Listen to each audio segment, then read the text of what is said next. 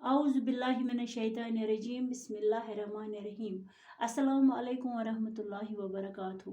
टाठियो बच्चों अस छ आज 3वीं जमात हुंद कोशर परन। सानिस सबकस छ नाव बदनिच सफाई। बदनिच सफाई छ सानिस सबकस नाव। यह कोर अस मुकम्मल तो वो करो अस अमिक क्वेश्चन आंसर। गोडनुक सवाल छ बदन क्याज पज साफ थाउन। बदन क्याज पज अस साफ थाउन। जवाब छुस और तो दुर रोजन बाबत पज अस बदन साफ थाउन। ठीक रोजन और तो दुर रोजन गो ठीक रोजन बाबत पज अस पनुन बदन साफ थाउन। सवाल नंबर 2 खुर्दबीन सत क्या छ बोजन यिवान। खुर्दबीन माइक्रोस्कोप अम सत क्या छ यिवान बोजन। टाठियो बच्चों यम वरियाह लकट लकट किम छ आसान तम छ अस वुचान खुर्दबीन हिंदे जरिए। तम छ अति यिवान नत छन अस इथकन तम अति यिवान कि। जवाब खुर्दबीन सत छ जरासीम बोजन यिवान। खुर्दबीन सत क्या छ यिवान बोजन जरासीम। सवाल नंबर 3 जरासीम क्या गो। दपान यह जरासीम गो तो गो क्या। जवाब छुस निकन निकन किमन छ जरासीम वना। तम लकट लकट किम यम न अस अथ इन कि तम नै छ वना जरासीम।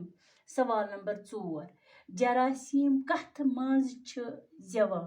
दपान युस यह जरासीम यह लकुट लकुट क्युम छ यह कथ मंज छ पौध गसान यह कथ मंज छ जेवान। जवाब जरासीम छ बदन किस मलस मंज जेवान। युस बदनस मंज अस पे थवो मल तथ मंज छ यह जेवान तथ तल छ यह जेवान अस समरावो नमन तल मल तथ मंज ति जे।